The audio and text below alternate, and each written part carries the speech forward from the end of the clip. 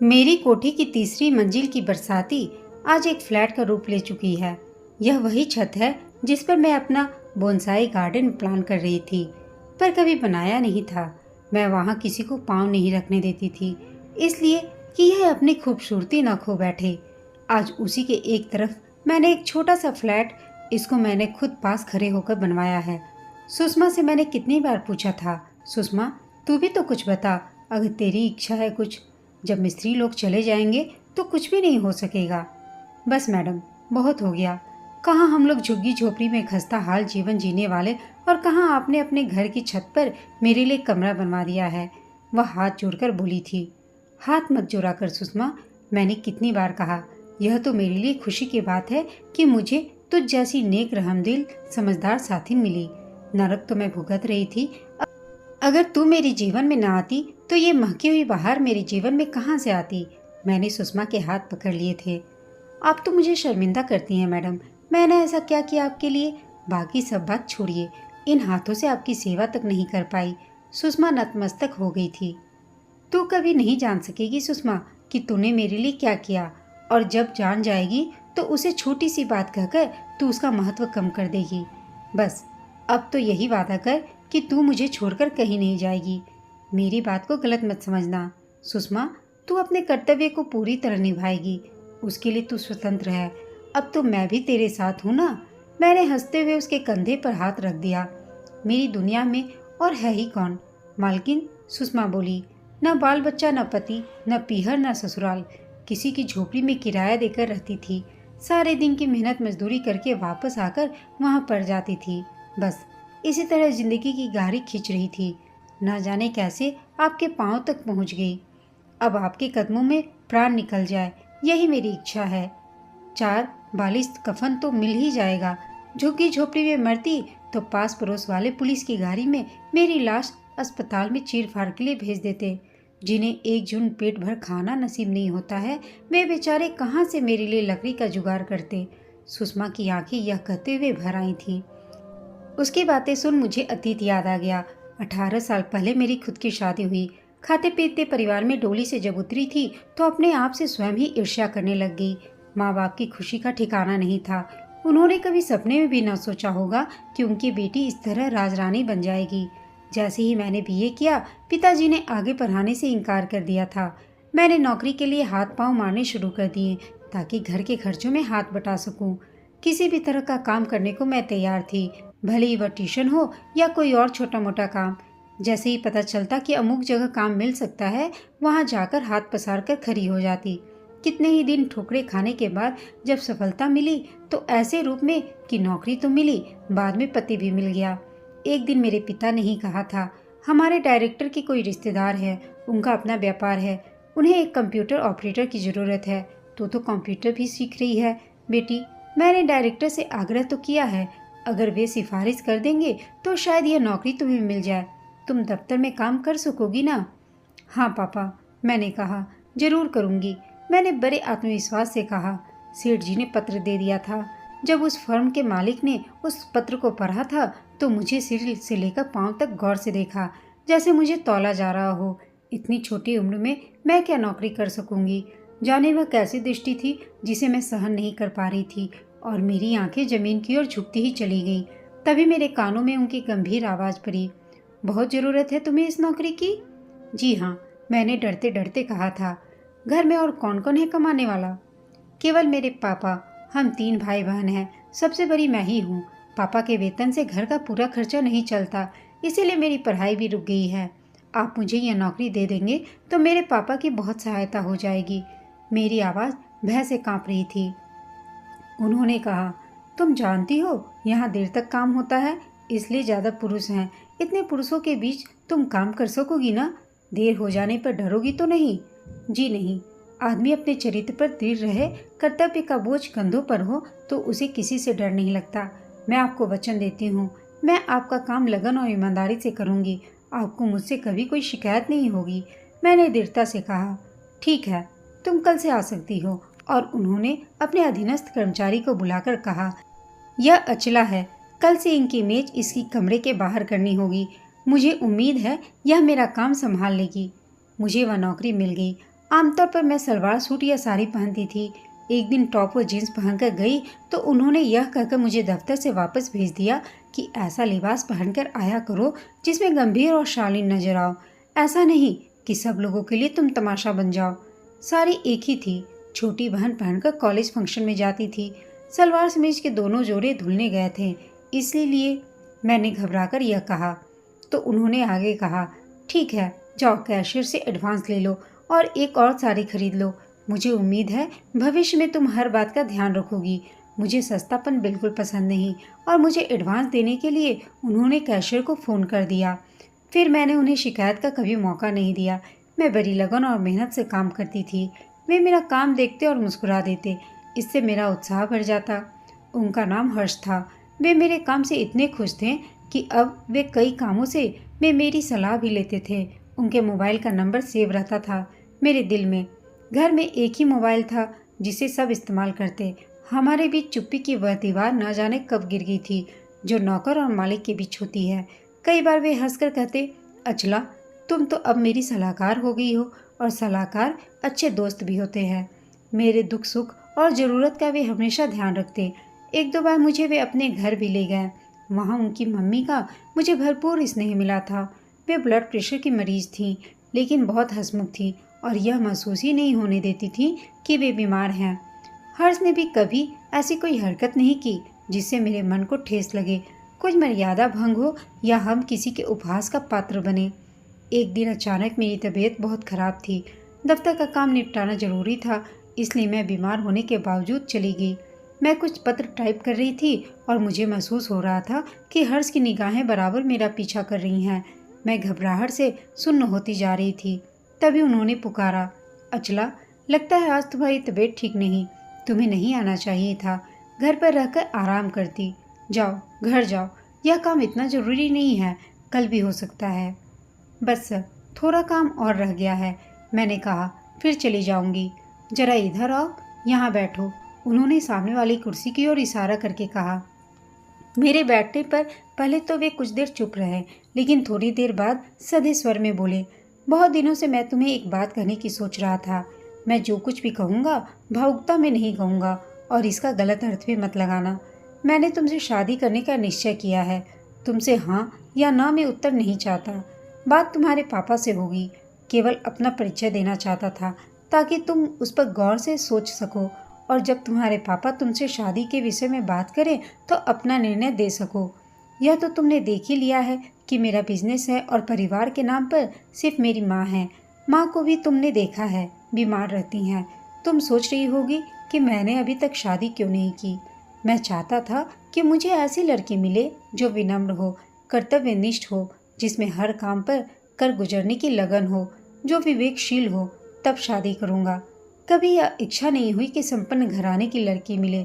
इतना तो हमारे पास है ही कि सारी उम्र किसी के आगे हाथ पसारने की जरूरत नहीं पड़े। इतने दिनों में मैंने तुम्हें बहुत परखा है। मैं जान गया हूँ कि तुम वह लड़की हो जिसकी मुझे तलाश थी। तुम्हारे साथ शादी मैं दयावश नहीं कर रहा हूँ। मुझे तुम्हारी ज़रूरत है। मैं तुम्हारे पापा से जल्दी ही बात करूँगा।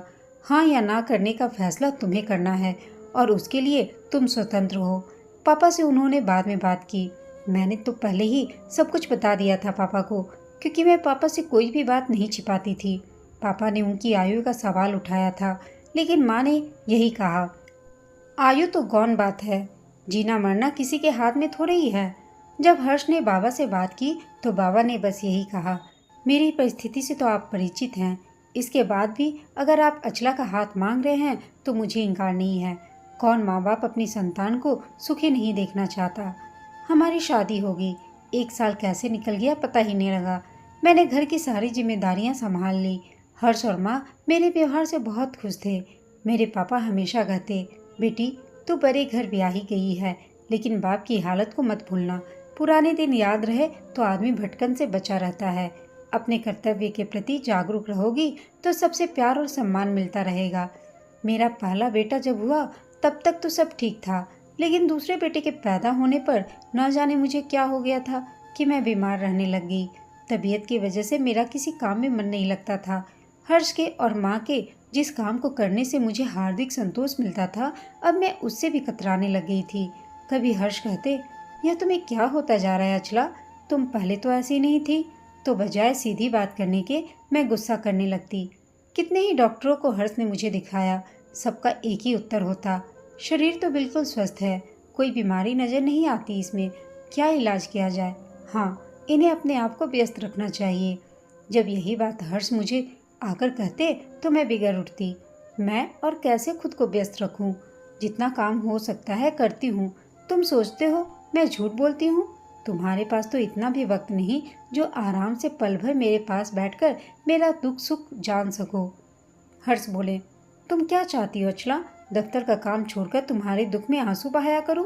पहले क्या मैं सारा दिन तुम्हारे पास बैठा करता था, जो अब तुम्हें शिकायत है कि मैं बैठता नहीं? मेरे लिए मेरा काम पहला फर्ज है, बाकी सब कुछ बाद में। इसे तुम अच्छी तरह जानती हो। वे सख्त आवाज में बोले थे। और फिर तुम्हें बीमारी क्या है अचला, बताओ मुझे। मैंने मन ही मन सोचा, बस अमीर लोगों के तो यही चोचले होते हैं, गरीब की लड़की ले आना ताकि ईमानदार नौकरानी बनी रहे। गरीब की सांस भी उखड़ने लगे तो अमीर समझता है तमाशा कर रहा है। मैं सुबक परी थी। अचला, इससे पहले कि मैं कोई सख्त बात कहूँ, तुम यह याद रखना, आज के बाद तुम्हारे मुंह से कोई गलत बात ना निकले। हर्ष ने कहा, तुम जानती हो बदतमीजी मुझे बिल्कुल पसंद नहीं। और वे गुस्से में चले गए। हर्ष ने मुझसे बोलना कम कर दिया था। मैं और कूदने लग गई। बदतमीजी भी मैं ही करती थी और उनसे शिकायत भी मुझे ही रहता था। यह तो मैं आज सोचती हूँ ना, तब किसे जानने की फुर्सत थी। पापा के समझाने पर उनसे भी तो मैंने अनाप शनाप कह दिया। मेरा चिड़चिड़ापन बढ़ता गया था। बच्चों पर गुस्सा निकालती थी। नौकर की जरा सी लापरवाही पर उसे फटकार देती। हर्ष देर से आते तो तकरार करने लग जाती। एक दिन मैंने कितने अविश्वास से उनसे बात की। आज सोचती हूँ तो लज्जित हो उठती हूँ। कितनी नीचता थी मेरे शब्दों में। शायद उस दिन हर्ष जी को कुछ ज़्यादा देर हो गई थी। मैंने उनसे कहा था, हर्ष, आज नई कंप्यूटर ऑपरेटर के साथ कोई प्रोग्राम था क्या? हर्ष ने कहा, क्या कहना चाहती हो अचला? वे कठोरता से बोले। मैंने कहा, यही कि इतनी देर तुम्हें कहाँ हो जाती है।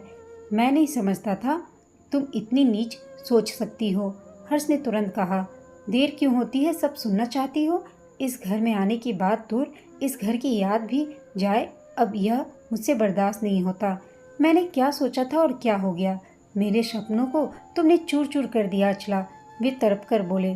कभी कभी मुझे अपने व्यवहार पर बहुत पछतावा होता। मैं सोचती ये सब लोग क्या कहते होंगे। आखिर है तो छोटे घर की, स्वभाव कैसे बदलेगी? लेकिन यह विचार बहुत थोड़ी देर रहता। बच्चों को हर्ष ने हॉस्टल में डाल दिया।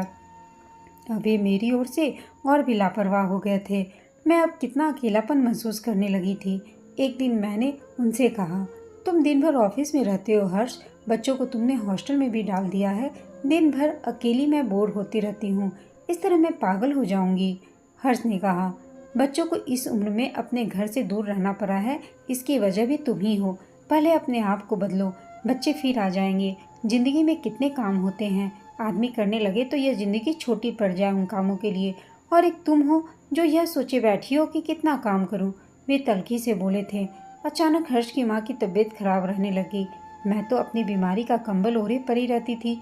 किसी को क्या तकलीफ है मुझे इससे कोई मतलब नहीं था। घर में एक औरत रखी गई जो माता जी की दिन रात सेवा करती थी। उसका नाम था सुषमा। मैं देखती कुड़ती माँ के लिए हर्ष कितना चिंतित है। मेरी कोई परवाह ही नहीं उन्हें। लेकिन मैं यह देखकर भी हैरान होती कि यह सुषमा किस माटी की बनी है। सुबह से लेकर देर रात तक यह कितनी फुर्ती से काम करती है, थकती तक नहीं, मुंह पर शिकन तक नहीं आती, हमेशा हंसती रहती है। एक दिन मैं लॉन में बैठी थी तो सुषमा भी मेरे पास आकर बैठ गई। बड़े प्यार और हमदर्दी से बोली, मैडम आपको क्या तकलीफ है? कुछ समझ में नहीं आता सुषमा, मैंने थके स्वर में कहा। तो डॉक्टर क्या बताते हैं? किसी की समझ में कुछ आए तो कोई बताए ना। किसी काम में मन नहीं लगता मेरा, किसी से बात करना अच्छा नहीं लगता, हर समय घबराहट घेरे रहती है। मेरी बात का बुरा मत मानना मैडम, सुषमा बोली। एक बात कहूँ? सुषमा ने डरते डरते पूछा। कहो। आप अपने आप को व्यस्त रखा करिए। कई बार इंसान के सामने कोई काम नहीं होता तो वह इसी तरह अनमना सा बना रहता है। बच्चों को भी आपने हॉस्टल में भेज दिया, वरना तो उन्हीं का कितना काम हो जाता है। आप अपने घर की देखभाल खुद क्यों नहीं करती? एक बात बता सुषमा, तो रोज़ दोपहर को 2-3 घंटे के लिए कहाँ जाती है? मैंने उत्सुकता से पूछा। कहीं भी चली जाती हूँ मैडम। कमला को बच्चा हुआ है, उसकी मालिश करनी होती है। 28 नंबर वाले जगदीश जी की माँ बीमार हैं, उसकी मदद करने चली जाती हूँ। निमी भाभी है ना? यह निमी भाभी कौन है? मैंने पूछा। जहाँ मैं पहले काम करती थी, उनके पास नौकरानी है तो सही, लेकिन उन्हें मुझसे बड़ा प्रेम है। उनके छोटे छोटे बाल बच्चे हैं। शाम को स्कूल से आते हैं तो निमी भाभी की जाकर मदद कर देती हूँ। वे खुद भी पढ़ाने जाती हैं, थकी हारी आती हैं। फिर ये रुपये किसके लिए ले जाती है तू सुषमा? मैं हैरान थी। कितने ही ज़रूरतमंद ऐसे हैं मैडम जिन्हें सेवा और पैसे की ज़रूरत होती है। मेरे पीछे कौन खाने वाला है जिसके लिए मैं पैसे इकट्ठा करूं? सोचती हूँ 4 पैसे किसी ज़रूरतमंद के काम आ जाए तो अच्छा ही है। तुम्हें पता रहता है कि किसी पैसे की या सेवा की ज़रूरत है? मैंने पूछा। उसने कहा, दुनिया बहुत बड़ी है मैडम, बाहर निकलकर आप देखेंगी तो जान पाएंगी कि किसको क्या चाहिए। कौन दुख का मारा रास्ते देख रहा है कि कोई आए और उसके दुख बांट ले। सुषमा कितने उत्साह से बोल रही थी। मैडम, बड़ा फ़ायदा है दूसरों के दुख बांटने में। मन को कितना संतोष मिलता है, सुख मिलता है। जब हम बाहर निकलकर दूसरों की तकलीफ़ों को देखते हैं तो सच मानिए अपनी तकलीफ़ अपने आप ठीक हो जाती है। तो थकती नहीं सुषमा? मैंने पूछा। नहीं मैडम, यह काम ही तो है जिसने मुझे इस उम्र में भी तंदुरुस्त रखा हुआ है। फिर इस शरीर को इतना भी क्या संभाल कर रखें? यह हमारे किस काम आएगा? जानवरों की चमड़ी भी काम आ जाती है, अपनी चमड़ी तो उस काम की भी नहीं। फिर क्यों ना इस चमड़ी से जी भर मेहनत किया जाए, अपने आप को किसी काम में लगा लिया जाए। संभाल कर रखने से तो इसे जंग खा जाएगा, जैसे मशीन बंद पड़ी हो तो उसे जंग लग जाता है। सच सुषमा, जैसे मैं अपने सपने से जगी थी। हाँ मालकिन, दूसरों का दुख बांट लो तो अपना खुद का दुख कम लगने लगेगा। फिर कैसी सुस्ती, कैसी उदासी और कैसी बीमारी। मैं तो अपने शरीर को एकदम नहीं ऐसा होने दूंगी। सुषमा कितने विश्वास से यह बात कह गई थी। सुषमा उठकर चली गई, मेरे लिए एक प्रश्न चिन्ह छोड़कर। अब मैं किसी निश्चय पर पहुंच चुकी थी। हर्ष को सुबह उठते ही एक कप कॉफ़ी लेने की आदत थी। मेरी तबीयत खराब होने से यह काम नौकर करने लगा था, क्योंकि मैं तो देर तक बिस्तर पर पड़ी रहती थी। यह मेरा काम था जिसे मैं भूल गई थी। जब उस रोज़ सुबह मैं कॉफ़ी लेकर पहुंची तो हर्ष बड़ी हैरानी से मुझे देखते रह गए। तुम? मनसुख कहाँ गया? यह मेरा काम था हर्ष, मैं भूल गई थी। मैंने निगाह नीची किए कहा। लेकिन तुम्हारी तबीयत? वे हैरान होकर पूछे। अब वह भी ठीक हो जाएगी। मुझे पता लग गया है कि मुझे क्या बीमारी है। मैं शरारत से मुस्कुरा दी। उन्होंने पूछा, क्या बीमारी है तुम्हें? मेरी बीमारी का नाम स्वार्थ है। मेरे डॉक्टर ने मुझे समझा दिया है। कौन सा डॉक्टर? वे जानने को उत्सुक थे। सुषमा, सच, मैं तो यह भूल ही गई थी कि दूसरों को भी मेरी ज़रूरत है।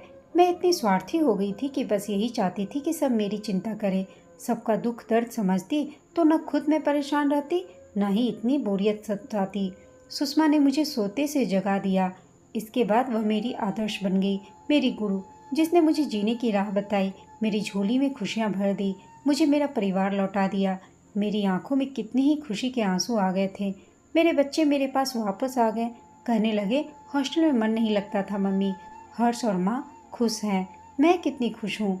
सुषमा को पाकर जिसने मेरा इतना काम बढ़ा दिया है। लगता है दिन खत्म हो गया, पर काम तो पूरा हुआ ही नहीं। वह भी तो जुटी रहती है सबके दुख बांटने में। मैंने सोच लिया कि अब सुषमा को अपने से दूर नहीं करूँगी, कहीं मैं फिर न भटक जाऊँ। उसे देखकर हमेशा यही ख्याल आता है कि जो सुख दूसरों के दुख बांटने में है, दूसरों के दुख मिटाने में है, वह अपने को सहेज कर रखने में कहाँ है।